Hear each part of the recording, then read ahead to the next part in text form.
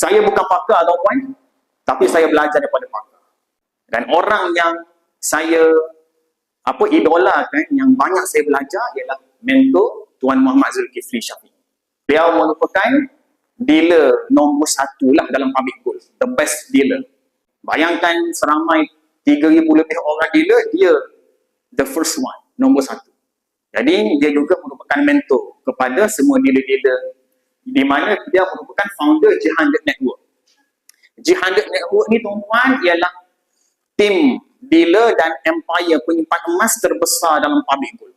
Tuan Zulkifli Syafiq ini juga tuan-tuan ialah penulis buku Wang Emas Bertahan Ketika Gawat. Dengan kata lain tuan-tuan, dia ni dah pengalaman dengan emas lebih 17 tahun dah.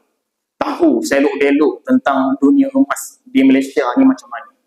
Bukan itu saja, beliau seorang yang sangat berilmu, menghasilkan buku-buku untuk rujukan kita semua. Tuan-puan, kalau ada satu buku dalam Malaysia ni yang tuan-puan nak kena faham, yang tuan-puan nak kena beli dan baca untuk tuan-puan faham lebih mudah tentang emas, inilah buku dia. Buku Wang Emas dan Misi Bebas Hutang. Ditulis oleh mentor ni dengan penulisan yang sangat mudah nak faham lah.